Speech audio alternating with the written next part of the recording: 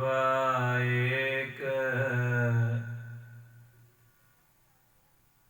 ਕਵਣ ਗੁਣ ਕਹੀਐ।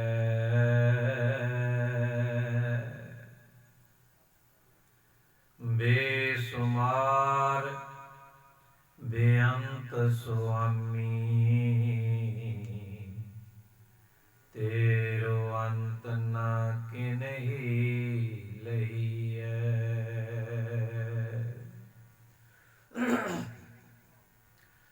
ਤੇਰੇ ਕਵਣ ਕਵਣ ਗੁਣ ਕਹਿ ਕਹਿ ਗਾਵਾਂ। ਤੂੰ ਸਾਹਿਬ ਗੁਣੀ ਨਿਧਾਨਾ।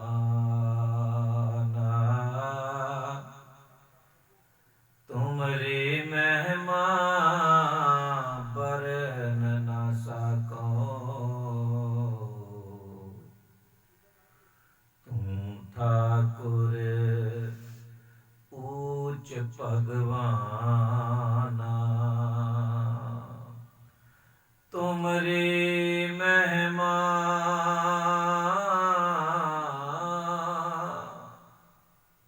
ਬਰਨ ਨਾ ਸਕੋ।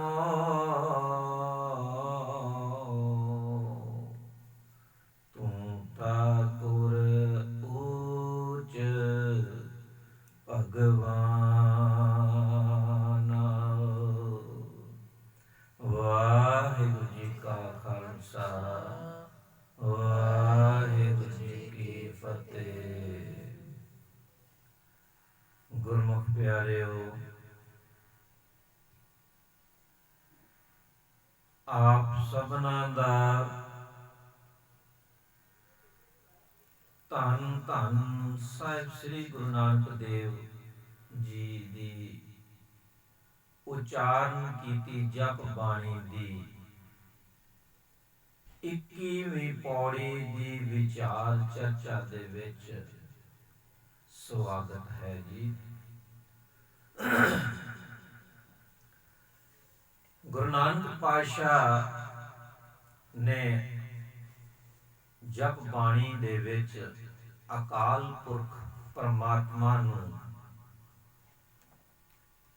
ਭਿੰਨ ਭਿੰਨ ਤਰੀਕੇ ਦੇ ਨਾਲ ਉਸ ਨੂੰ ਮਿਲਣ ਦੀ ਜਾਂਚ ਬਾਰੇ ਸਮਝਾਇਆ ਹੈ ਔਰ ਨਾਲ ਹੀ ਭਿੰਨ ਭਿੰਨ ਤਰੀਕੇ ਨਾਲ ਉਸ ਅਕਾਲ ਪੁਰਖ ਦਾ ਸਰੂਪ ਨੂੰ ਉਹ ਸਮਝਾਉਣ ਦੀ ਕੋਸ਼ਿਸ਼ ਕੀਤੀ ਔਰ ਉਸ ਦੀ ਉਸਤਤ ਕੀਤੀ। ਸੋ ਅੱਜ ਦੀ 21ਵੀਂ ਪੌੜੀ ਦੇ ਵਿੱਚ ਗੁਰੂ ਨਾਨਕ ਪਾਤਸ਼ਾਹ ਨੇ ਪਰਮਾਤਮਾ ਦੀ ਰਚੀ ਹੋਈ ਇਸ ਰਚਨਾ ਬਾਰੇ ਇਹ ਸਮਝਾਉਣ ਦੀ ਕੋਸ਼ਿਸ਼ ਕੀਤੀ ਹੈ ਕਿ ਭਾਈ ਹੇ ਮਨੁੱਖ, ਉਸ ਮਾਲਕ ਦੀ ਰਚਨਾ ਕਦੋਂ ਹੋਈ, ਕਿੰਜ ਹੋਈ, ਕਿਵੇਂ ਹੋਈ ਬਾਰੇ ਤੈਨੂੰ ਜ਼ਿਆਦਾ ਸੋਚਣ ਦੀ ਲੋੜ ਨਹੀਂ ਔਰ ਨਾ ਹੀ ਇਹ ਦਾਅਵਾ ਕਰਨ ਦੀ ਜ਼ਰੂਰਤ ਆ ਕਿ ਬ੍ਰਹਮ ਨੂੰ ਜਾਣ ਲਿਆ। ਪਿਆਰਿਓ, ਇਸ ਮਨੁੱਖਾ ਦੇਹੀ ਦੇ ਵਿੱਚ ਰਹਿੰਦੇ ਆ ਅੱਜ ਤੱਕ ਮਾਲਕ ਦੀ ਰਚਨਾ ਬਾਰੇ ਨਾ ਕਿਸੇ ਨੇ ਮੁਕੰਮਲ ਰੂਪ ਵਿੱਚ ਜਾਣਿਆ ਹੈ ਔਰ ਨਾ ਹੀ ਮੁਕੰਮਲ ਰੂਪ ਵਿੱਚ ਕੋਈ ਜਾਣ ਸਕਦਾ ਹੈ। ਗੁਰੂ ਨਾਨਕ ਪਾਤਸ਼ਾਹ ਕਹਿ ਰਹੇ ਨੇ, ਤੀਰਥ ਤਪ ਦਇਆ ਦਤ ਦਾਨ ਜੇ ਕੋ ਭਾਵੈ ਤਿਲ ਕਾ ਮਾਨ। ਇੱਥੇ ਗੁਰੂ ਸਾਹਿਬ ਸਾਨੂੰ ਸਮਝਾ ਰਹੇ ਨੇ ਕਿ ਤੀਰਥ ਭਾਵ ਤੀਰਥ ਅਸਥਾਨਾਂ ਦੀ ਯਾਤਰਾ, ਤਪ ਭਾਵ ਤਪੱਸਿਆ, ਦਇਆ ਕਿ ਕੋਈ ਮਨੁੱਖ ਦਿਆਲੂ ਹੈ ਜਾਂ ਮਨੁੱਖ ਦਇਆ ਦੂਸਰੇ ਜੀਵਾਂ ਤੇ ਦਇਆ ਕਰਨ ਦੀ ਆਦਤ, ਦਤ ਦਾਨ ਦਾਤਾਂ ਦਾ ਦਾਨ ਕਰਨਾ। ਹੁਣ ਪਿਆਰਿਓ, ਗੁਰੂ ਸਾਹਿਬ ਕਹਿੰਦੇ ਨੇ ਕਿ ਭਾਈ ਜੇ ਤੂੰ ਤੀਰਥ ਯਾਤਰਾ ਕਰ ਲਵੇਂ, ਤਪ ਕਰ ਲਵੇਂ, ਦਇਆਲੂ ਬਣ ਜਾਵੇਂ, ਦਤ ਦਾਨੀ ਬਣ ਜਾਵੇਂ, ਕਹਿੰਦੇ ਨੇ ਜੇ ਕੋ ਭਾਵੈ ਤਿਲ ਕਾ ਮਾਨ। ਇਹ ਭਾਈ ਜਿਹੜਾ ਮਨੁੱਖ ਤੀਰਥ ਯਾਤਰਾ ਕਰ ਲੈਂਦਾ ਹੈ, ਤਪੱਸਿਆ ਕਰਦਾ ਹੈ, ਦਇਆਲੂ ਹੈ, ਦਾਨੀ ਹੈ, ਅਜਿਹਾ ਕਰਨ ਨਾਲ ਕਹਿੰਦੇ ਜਿਹੜਾ ਉਸ ਨੂੰ ਯਸ਼ ਮਾਨ ਮਿਲਦਾ ਹੈ ਉਹ ਤਿਲ ਮਾਤਰ ਹੈ, ਭਾਵ ਕਿ ਬਿਲਕੁਲ ਥੋੜਾ, ਤਿਲ ਮਾਤਰ। ਪਿਆਰਿਓ, ਬੁਰੀ ਗੱਲ ਨਹੀਂ। ਗੁਰੂ ਨਾਨਕ ਪਾਤਸ਼ਾਹ ਨੇ ਕਿਹਾ ਹੈ ਕਿ ਐਸਾ ਕਰਨ ਨਾਲ ਮਾਨ ਤੇ ਮਿਲਦਾ ਹੈ ਪਰ ਬਹੁਤ ਥੋੜਾ ਮਿਲਦਾ ਹੈ। ਸੋ ਬੁਰੀ ਇਹ ਗੱਲ ਨਹੀਂ, ਅੱਛੀ ਗੱਲ ਹੈ। ਪਰ ਗੁਰੂ ਨਾਨਕ ਪਾਤਸ਼ਾਹ ਕਹਿਣਾ ਕੀ ਚਾਹੁੰਦੇ ਨੇ? ਕਹਿੰਦੇ ਵੀ ਭਾਈ ਇੱਥੇ ਹੀ ਟਿਕੇ ਨਹੀਂ ਰਹਿਣਾ, ਅੱਗੇ ਚੱਲਣਾ ਹੈ। ਜਿਵੇਂ ਕੋਈ ਹਰ ਰੋਜ਼ ਮੰਦਰ ਜਾ ਰਿਹਾ ਹੈ, ਗੁਰਦੁਆਰੇ ਜਾ ਰਿਹਾ ਹੈ, ਮਸਜਿਦ ਜਾ ਰਿਹਾ ਹੈ, ਚਰਚ ਜਾ ਰਿਹਾ ਹੈ, ਤੇ ਉਹਦਾ ਅਜਿਹੇ ਧਾਰਮਿਕ ਸਥਾਨਾਂ ਤੇ ਜਾਣਾ ਅੱਛੀ ਗੱਲ ਹੈ। ਪਰ ਪਿਆਰਿਓ, ਕੇਵਲ ਉੱਥੇ ਤੱਕ ਸੀਮਤ ਨਹੀਂ ਰਹਿਣਾ। ਕੀ ਕਰਨਾ ਹੈ? ਅਗਲੀ ਤੁਕ ਦੇ ਵਿੱਚ ਕਹਿ ਰਹੇ ਨੇ, ਕਹਿੰਦੇ ਨੇ ਸੁਣਿਆ ਮੰਨਿਆ ਮਨ ਕੀਤਾ ਭਾਓ। ਹੁਣ ਕਹਿੰਦੇ ਭਾਈ ਸੁਣ, ਜਿੱਥੇ ਤੂੰ ਜਾ ਰਿਹਾ, ਜਿਸ ਧਾਰਮਿਕ ਸਥਾਨ ਤੇ ਜਾ ਰਿਹਾ, ਉੱਥੇ ਤੈਨੂੰ ਕੋਈ ਧਾਰਮਿਕ ਲਿਟਰੇਚਰ ਜਾਂ ਧਾਰਮਿਕ ਗ੍ਰੰਥ ਜਾਂ ਤੇਰਾ ਧਾਰਮਿਕ ਗੁਰੂ ਕੋਈ ਗੱਲ ਕਹਿ ਰਿਹਾ, ਉਸ ਨੂੰ ਸੁਣ। ਤੇ ਸੁਣ ਕੇ ਕੀ ਮੰਨ, ਭਾਵ ਉਹਨੂੰ ਧਾਰ ਲੈ, ਉਹਦੇ ਮੁਤਾਬਕ ਜੀਵਨ ਨੂੰ ਜਿਉਣਾ ਸ਼ੁਰੂ ਕਰ ਦੇ, ਉਹਨੂੰ ਅਮਲੀ ਰੂਪ ਦੇ ਵਿੱਚ ਅਖਤਿਆਰ ਕਰ ਲੈ। ਸੁਣਿਆ ਮੰਨਿਆ, ਫਿਰ ਕਹਿੰਦੇ ਮਨ ਕੀਤਾ ਭਾਓ, ਕਹਿੰਦੇ ਫਿਰ ਉਹਦੇ ਨਾਲ ਪ੍ਰੇਮ ਪਾਲਾ। ਜੋ ਤੈਨੂੰ ਧਾਰਮਿਕ ਗ੍ਰੰਥ ਜਾਂ ਧਾਰਮਿਕ ਗੁਰੂ ਕਰਨ ਲਈ ਕਹਿ ਰਹੇ ਨੇ, ਉਸ ਨੂੰ ਹਿਰਦੇ ਦੇ ਵਿੱਚ ਵਸਾਰ ਕੇ, ਉਸ ਨੂੰ ਅਮਲੀ ਰੂਪ ਦੇ ਵਿੱਚ ਅਖਤਿਆਰ ਕਰਕੇ, ਫਿਰ ਉਸ ਪ੍ਰੈਕਟਿਸ ਦੇ ਨਾਲ ਤੇਰਾ ਇੱਕ ਪ੍ਰੇਮ ਬਣ ਜਾਣਾ ਚਾਹੀਦਾ ਹੈ। ਖਾਣਾ ਵਿਸਰ ਸੱਚ ਜਾਵੇ ਤੇ ਲੱਖ ਵਾਰੀ ਵਿਸਰ ਜਾਵੇ, ਸੋਨਾ ਵਿਸਰ ਜਾਵੇ ਤੇ ਲੱਖ ਵਾਰੀ ਵਿਸਰ ਜਾਵੇ, ਪਰ ਉਸ ਮਾਲਕ ਨਾਲ ਜੁੜਨ ਦੀ ਜਿਹੜੀ ਤਰਕੀਬ ਬਤਾਈ ਗਈ ਹੈ ਉਹਦੇ ਤੋਂ ਨਹੀਂ ਖੁੱਲਣੇ। ਕਹਿੰਦੇ ਨਾ ਮੇਰਾ ਰੁੱਸੇ ਨਾ ਕਲਗੀਆਂ ਵਾਲਾ, ਜਗ ਭਾਵੇਂ ਸਾਰਾ ਰੁੱਸ ਜਾਏ। ਸੋ ਪਿਆਰਿਓ, ਸੁਣਿਆ ਮੰਨਿਆ ਮਨ ਕੀਤਾ ਭਾਵੋ, ਫਿਰ ਕਹਿੰਦੇ ਹੋਊਗਾ ਕੀ ਇਹਦੇ ਨਾਲ? ਕਹਿੰਦੇ ਅੰਤਰਗਤ ਤੀਰਥ मल नहाओ। प्यारिया असल तीर्थ अस्थान, असल तीर्थ यात्रा तेरी ऐदा होनी है। अंतरगत इंटरलैक्चुअल जर्नी, अंतरगत तीर्थ इंटरलैक्चुअल जर्नी, मेडिटेशन का अंतर्मुखी हो जाएगा, अंतर ध्यानी हो जाएगा, असल खेड़ दे नाल जुड़ जाएगा। अंतरगत तीर्थ मल नाओ, फिर तेरे अंदर जड़ी मन दे ऊपर चढ़ी हुई मैल है ना वो भी खत्म हो जाएगी, असल तीर्थ स्नान हो जाएगा। अगली तुक च कह रहे ने सब गुण तेरे मैं नाही कोए, बिन गुण कीते भगत ना होए। प्यारियो गुरु साहब समझा रहे ने कि भाई भगती जे करनी है ते फिर गुण अख्तियार करने पैणगे। उस भगती दे लई जेड़े गुणां दी जरूरत है, जेड़े गुणा करके भगती भाव मालक दी आराधना, उस मालक नाल जुड़न दी कोशिश, कहंदे बिन गुण कीते भगत ना होए। प्यारियो ओ गुण लेने पैणगे, ओ गुण अख्तियार करने पैणगे। ते गुण किथों? कहंदे सब गुण तेरे मैं नाही कोई। हे मेरे अकाल पुरख परमात्मा, हे प्रभु, हे वाहिगुरु, हे मेरे राम, जे जिन्ने भी कोई शुभ गुण ने वो सब तेरे ने, तू कृपा कर ते मैनू बख्श दे। मैं ना ही कोई, मेरा अपना कोई गुण नहीं, सब गुण तेरे मैं ना ही कोई,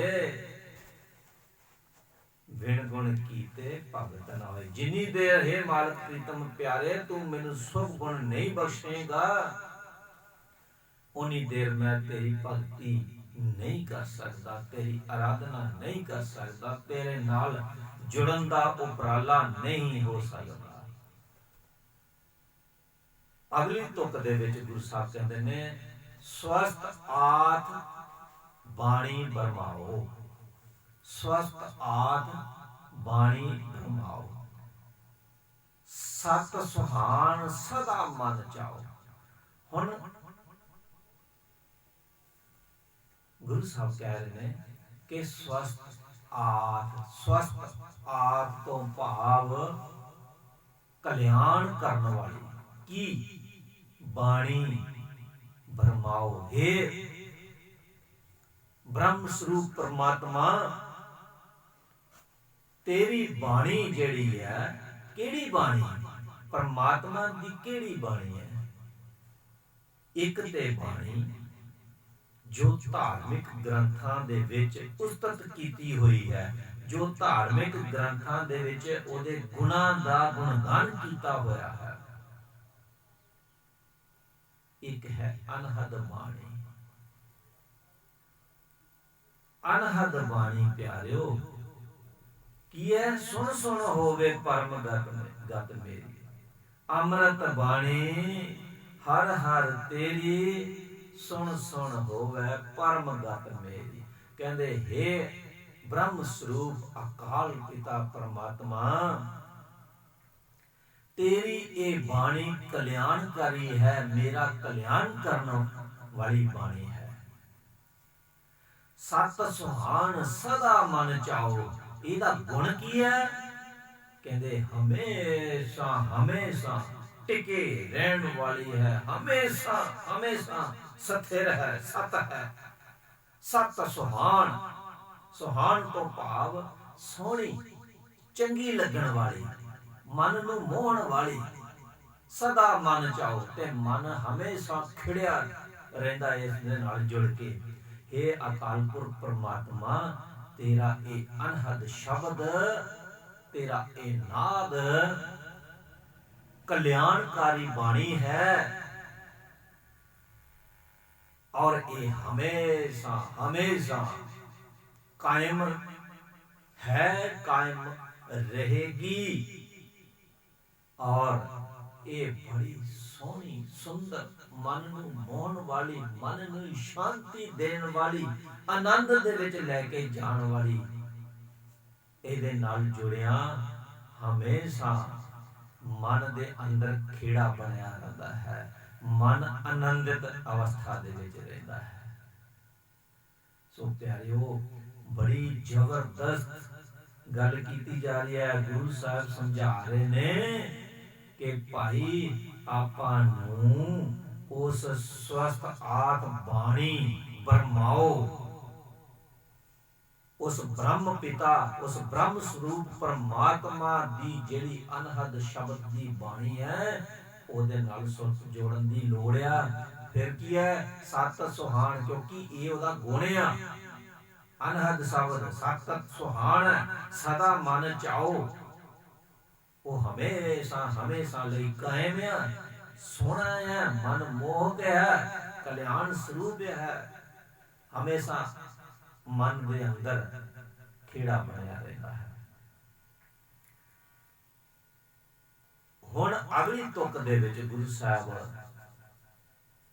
ਆਪਾਂ ਨੂੰ ਸਮਝਾ ਰਹੇ ਨੇ ਕਿ ਭਾਈ ਇਹ ਸ੍ਰਿਸ਼ਟੀ, ਇਸ ਮਾਲਕ ਨੇ ਜੋ ਸਾਜੀ ਹੈ ਕੁਦਰਤ, ਇਹ ਉਸਨੇ ਕਦੋਂ ਸਾਜੀ, ਕਿੰਜ ਸਾਜੀ, ਕਿਹੜੇ ਵਕਤ ਸਾਜੀ, ਉਹ ਇਹਦੇ ਵਿੱਚ ਉਲਝਣ ਦੀ ਲੋੜ ਨਹੀਂ। ਇਸ ਨੂੰ ਨਾ ਅੱਜ ਤੱਕ ਕੋਈ ਜਾਣ ਸਕਿਆ, ਨਾ ਕਿਸੇ ਨੇ ਜਾਣ ਸਕਣਾ। ਸੋ ਇਹਦੇ ਵਿੱਚ ਉਲਝਣ ਦੀ ਲੋੜ ਨਹੀਂ। ਗੁਰੂ ਨਾਨਕ ਪਾਤਸ਼ਾਹ ਸਮਝਾ ਰਹੇ ਨੇ, ਕਵਣ ਸੋ ਵੇਲਾ ਵਕਤ ਕਵਣ, ਕਵਣ ਤਿਤ ਕਵਣ ਵਾਰ, ਕਵਣ ਸੇ ਰੁਤੀ ਮਾ ਕਵਣ, ਜਿਤ ਹੋਆ ਆਕਾਰ। ਕਹਿੰਦੇ ਭਾਈ ਉਹ ਕਿਹੜਾ ਵਕਤ ਸੀ? ਕਵਣ ਸੋ ਵੇਲਾ, ਵਕਤ ਕਵਣ, ਕਿਹੜਾ ਸਮਾਂ ਸੀ, ਕਿਹੜਾ ਵਕਤ ਸੀ? ਕਵਣ ਤਿਤ ਵਾਰ, ਉਹ ਤਾਰੀਖ ਕਿਹੜੀ ਸੀ, ਕਿਹੜਾ ਦਿਨ ਸੀ, ਕਿਹੜੀ ਰੁੱਤ ਸੀ? ਕਵਣ ਸੁਰੁਤੀ ਮਾ ਕਵਣ, ਕਿਹੜਾ ਮਹੀਨਾ ਸੀ? ਜਿਤ ਹੋਆ ਆਕਾਰ, ਜਦੋਂ ਪਾਲਕ ਨੇ ਇਸ ਸ੍ਰਿਸ਼ਟੀ ਦੀ ਸਾਜਨਾ ਕੀਤੀ, ਇਸ ਸ੍ਰਿਸ਼ਟੀ ਦੀ ਰਚਨਾ ਕੀਤੀ। ਮਾਫ ਕਰਨਾ ਪਿਆਰਿਓ, ਮੈਂ ਇੱਕ ਧਾਰਮਿਕ ਪੁਸਤਕ ਪੜ੍ਹੀ ਜਿਹਦੇ ਵਿੱਚ ਇਹ ਲਿਖਿਆ ਗਿਆ ਕਿ ਫਲਾਣੇ ਦਿਨ ਪਰਮਾਤਮਾ ਨੇ ਆਹ ਚੀਜ਼ ਬਣਾਤੀ, ਫਲਾਣੇ ਦਿਨ ਆ ਬਣਾਤੀ, ਫਲਾਣੇ ਦਿਨ ਆ ਬਣਾਤੀ, और फलाने दिन परमात्मा ने आराम फरमाया। सो नहीं, गुरु नानक पातशाह कह रहे ने कि भाई ओ नहीं, वेल ना पाइया पंडिती, जे होवे लेख पुराण, वक्त ना पायो कर दिया, जे लिखन लेख कुरान। कहंदे जे ऐसा भाई पता हुंदा, जे पंडितां ने, ਗਿਆਨੀਆਂ ਨੇ ਇਹ ਚੀਜ਼ ਦਾ ਪਤਾ ਲਾ ਲਿਆ ਹੁੰਦਾ ਤੇ ਫਿਰ ਪੁਰਾਣਾਂ ਦੇ ਵਿੱਚ ਜ਼ਰੂਰ ਲਿਖਿਆ ਹੁੰਦਾ। ਵੇਲ ਨਾ ਪਾਈਆ ਪੰਡਤੀ, ਜੇ ਹੋਵੇ, ਜੇ ਜਾਣਿਆ ਹੁੰਦਾ, ਲਿਖਿਆ ਹੋਵੇ ਲੇਖ ਪੁਰਾਣ, ਫਿਰ ਪੁਰਾਣਾਂ ਦੇ ਵਿੱਚ ਹੋਵਾ ਲੇਖ ਪੁਰਾਣ ਤੋਂ ਭਾਵ ਪੁਰਾਣਾਂ ਦੇ ਵਿੱਚ ਦਰਜ ਕੀਤਾ ਗਿਆ ਹੋਣਾ ਚਾਹੀਦਾ। ਅੱਗੇ ਕਹਿੰਦੇ ਨੇ ਵਕਤ ਨਾ ਪਾਇਓ ਕਾਦੀਆਂ, ਕਹਿੰਦੇ ਕਾਜ਼ੀਆਂ ਨੂੰ ਵੀ ਨਹੀਂ ਪਤਾ ਚੱਲਿਆ ਕਿ ਕਿਹੜੇ ਸਮੇਂ ਇਹ ਰਚਨਾ ਦੀ ਪਰਮਾਤਮਾ ਨੇ ਰਚਨਾ ਰਚੀ ਗਈ। ਜੇ ਲਿਖਣ ਲੇਖ ਕੁਰਾਨ, ਕਹਿੰਦੇ ਜੇ ਪਤਾ ਹੁੰਦਾ ਤੇ ਫਿਰ ਕੁਰਾਨਾਂ ਦੇ ਵਿੱਚ ਇਹ ਗੱਲ ਦਰਜ ਕੀਤੀ ਗਈ ਹੁੰਦੀ, ਕੁਰਾਨ ਦੇ ਵਿੱਚ ਇਹ ਦੱਸਿਆ ਗਿਆ ਹੁੰਦਾ। ਲੇਕਿਨ ਕੁਰਾਨ ਸ਼ਰੀਫ ਦੇ ਵਿੱਚ ਅਜਿਹੀ ਕੋਈ ਗੱਲ ਨਹੀਂ ਲਿਖੀ। ਇਟ ਮੀਨਸ ਕਾਦੀਆਂ ਨੂੰ ਵੀ, ਕਾਜ਼ੀਆਂ ਨੂੰ ਵੀ ਇਸ ਗੱਲ ਦਾ ਨਹੀਂ ਪਤਾ ਚੱਲਿਆ।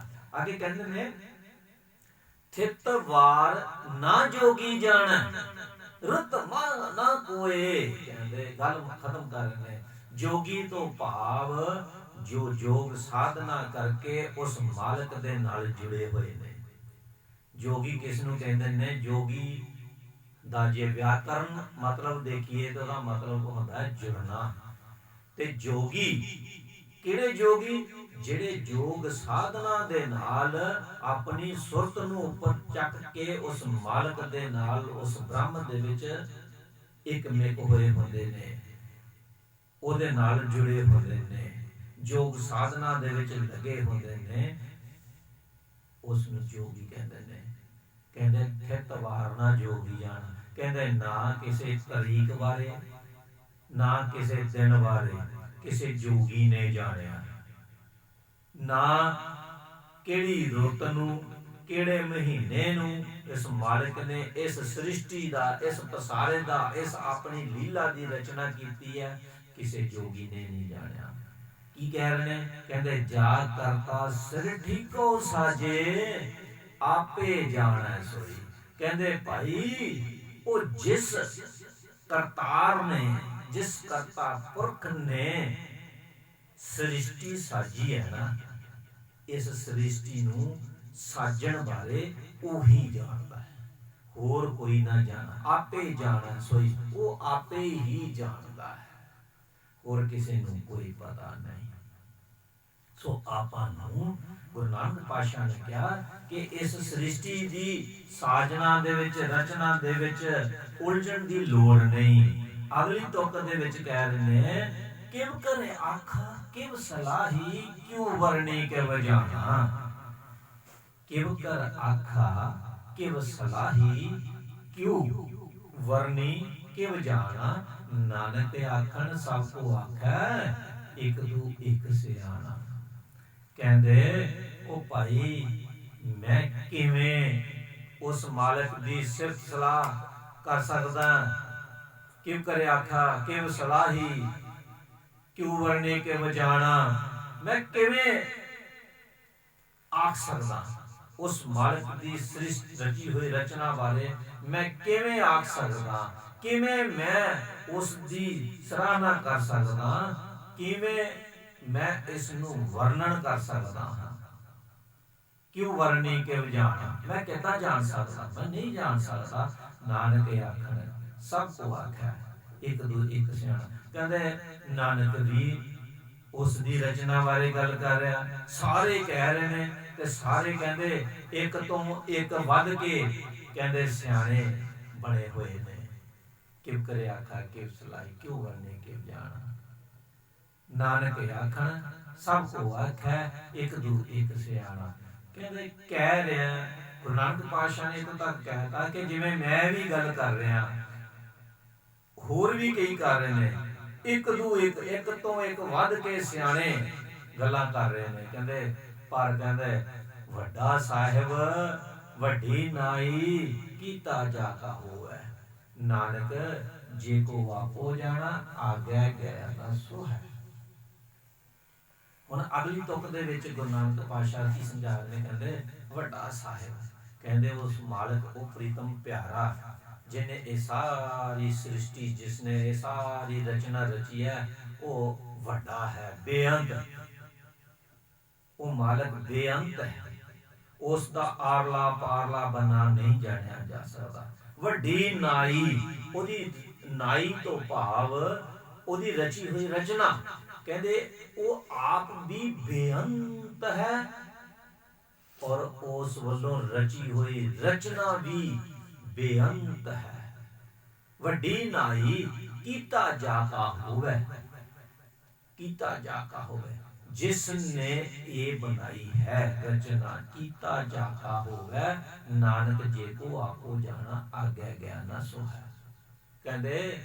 ਕਹਿੰਦੇ ਉਸ ਮਾਲਕ ਦੀ, ਉਹ ਮਾਲਕ ਆਪ ਵੱਡਾ ਹੈ, ਉਸ ਮਾਲਕ ਦੀ ਰਚੀ ਹੋਈ ਰਚਨਾ ਬੇਅੰਤ ਹੈ ਔਰ ਇਹ ਉਸਨੇ ਆਪ ਨੇ ਹੀ ਇਹ ਸਾਜੀ ਹੈ। ਨਾਨਕ ਕਹਿ ਰਹੇ ਨੇ ਜੇ ਕੋ ਆਪੋ ਜਾਣਾ, ਆਗਿਆ ਗਿਆ ਨਾ ਸੋਏ। ਜੇ ਕੋਈ ਆਪਣੇ ਆਪ ਨੂੰ ਕਿਤੇ ਭੁਲੇਖੇ ਵਿੱਚ ਪੈ ਕੇ ਇਹ ਸਮਝ ਜਾਵੇ ਕਿ ਉਸਨੇ ਜਾਣ ਲਿਆ, ਨਾਨਕ ਜੇ ਕੋ ਆਪੇ ਜਾਣਾ, ਆਪੋ ਜਾਣਾ। ਕਹਿੰਦੇ ਗੁਰੂ ਨਾਨਕ ਪਾਤਸ਼ਾਹ ਕਹਿ ਰਹੇ ਨੇ ਕਿ ਭਾਈ ਜੇ ਕੋਈ ਮਨੁੱਖ ਇਸ ਗੱਲ ਦਾ ਦਾਵਾ ਕਰ ਰਿਹਾ ਕਿ ਉਸਨੇ ਉਸ ਮਾਲਕ ਦੀ ਰਚਨਾ ਨੂੰ ਜਾਣ ਲਿਆ, जे को आपो जानै अग्गै गया ना सो है। अग्गै गया ना सो है भाव कि जे कोई मनुख ये दावा करता है कि उसने मालिक दी रची हुई रचना नू जान लिया, कहते उस मनुख नू अगे दरगाह दे विच ढोई नहीं मिलनी, वो दरगाह दे विच उस नू धक्के पैणगे। सो प्यारिओ, बड़ी तरीके नाल गुरु नानक पातशाह आपां नूं समझाना कर रहे ने कि उस मालक वो बहुत बेअंत आ। उस नूं तू दरियाओ दाना बिना मैं मछली कैसे अंत लहा, बस की जान सकदा है, जय जय देखा तह तह तू है, तुझसे निकसी फूट मरा। हे प्रभु, मैं जिथे मनुख किथे तक जा सकदा, मनुख नूं जरे जरे दे विच उस मालक दी झलक पैणी नजर आनी शुरू हो जाती, जरे जरे दे विच उस मालक दा रूप दिखना शुरू हो जाता है, उस मालक दे नाल जुड़ जाता है। इस आकार और निरा आकार दे विच फैले उस ब्रह्म दे नाल जुड़ सकता है, परंतु इसका अंत नहीं पाया जा सकता। ये बेअंत है, ये बेअंत है। और जे कोई मनुख कहता है कि उसने इस बेअंत नू जान लिया, इहदा अंत आरला पारला बना जान लिया, तो गुरु नानक पातशाह कहते ने ऐसे मनुख नू दरगाह दे विच धक्के पैंदे ने, ढोई नहीं मिलती। अग्गै गया ना सो है, सो है मतलब ओदा मान सम्मान नहीं हुंदा। सो प्यारिओ, अगे कहते ने पाताला पाताल, हुण मनुख नूं समझा रहे ने कि भाई तू इस पृथ्वी दी गल नहीं, आ जो तेरे सामने नजर आ रहा सिर्फ इत्थे दी गल नहीं। कहते ने पाताला पाताल लख आगासा आगास, कहते कल्ले ही आ धरती थोड़ी है, होर भी धरती दे थल्ले, होर धरती दे थल्ले, होर धरती, पताला पताल। ते जे उपर नूं चल पईए कल्ला आ आकाश नहीं, कहते लख आगासा आगास, लखां ही ने कहते इदां दे। ओढ़ ओढ़ भाल थके वेद कहन एक बात। हुण वेदां शास्त्रां दे विच जिन्ने संत साधु महापुरुषां ने उस मालक दी रचना, उस मालक दी सिफत सलाह कीती हुई है, ਉਹਦੇ ਵਿੱਚ ਸਾਰੇ ਹੀ ਅਧਿਆਤਮਕ ਖੋਜੀਆਂ ਦੀ ਖੋਜ ਛਿਪੀ ਹੋਈ ਹੈ। ਅਧਿਆਤਮਕ ਖੋਜੀਆਂ ਨੇ ਵਿੱਚ ਗੂੜ ਗਿਆਨ ਉਸ ਮਾਲਕ ਬਾਰੇ ਦੱਸਿਆ ਹੋਇਆ ਹੈ, ਪਰ ਉੱਥੇ ਵੀ ਕਹਿੰਦੇ ਗੁਰੂ ਨਾਨਕ ਪਾਤਸ਼ਾਹ ਕਹਿ ਰਹੇ ਨੇ ਪਾਤਾਲਾ ਪਾਤਾਲ ਲਖ ਆਗਾਸ ਆਗਾਸ, ओढ़ भाल थके वेद कहन एक बात। कहते ओढ़ भाल थके। हुण ओढ़ मतलब अगे तो अगे, उपर तो उपर, वध तो वध, भाल थके खोज करके थक गए। ओढ़ भाल थके, कहते खोज करदियां करदियां वध तो वध खोज करदियां करदियां थक गए। ते की कहंदे ने वेद कहन एक बात, सारे ही वेद एक ही गल कर रहे ने। की कह रहे ने सहस 18 कहन कतेबा, अस रूहित धात, लिखा होए तां लिखिए, लिखा होए विनाश। समझण वाली गल है, सारे वेद एक मत हो के एक ही गल कह रहे हैं। फिर अगली गल कर रहे हैं, कहते सहस 18।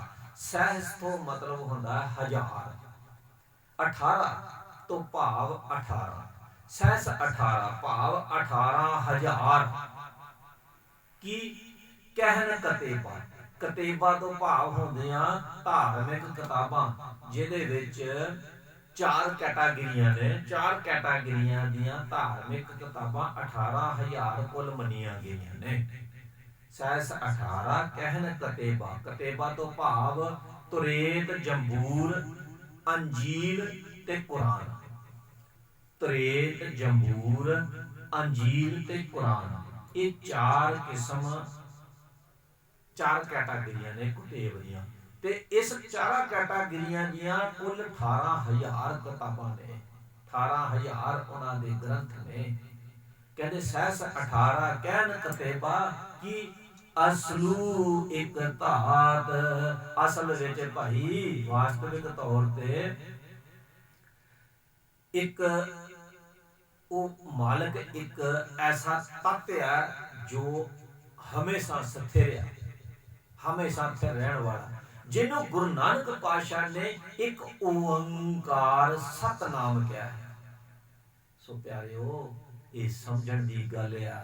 अल्फाज वखरे वखरे हो सकते ने, लेकिन निचोड़ सारे वेद ग्रंथां का एक ही है।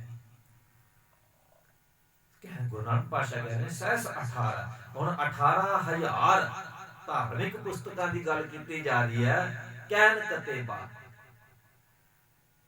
की कह रहे हैं, असलू एक धात, धात एक तत्त नूं कहा गया है। हुण प्यारिओ तत्त जिहड़ी आ पूरी सृष्टि तुहानूं नजर आ रही है ना, इस धात दे विच 7 अगे सब कैटागरियां ने। केड़ी केड़ी? नंबर 1 आ उपरली लेयर चमड़ी, ठीक है, फिर वाल 2, तीसरी गल आ जाती है लहू ब्लड, चौथी गल इहदे विच नाड़ां। तुसीं जिन्ने जीव देख रहे हो ये सारे इसे ही तत्तां दे विच कवर हुंदे ने।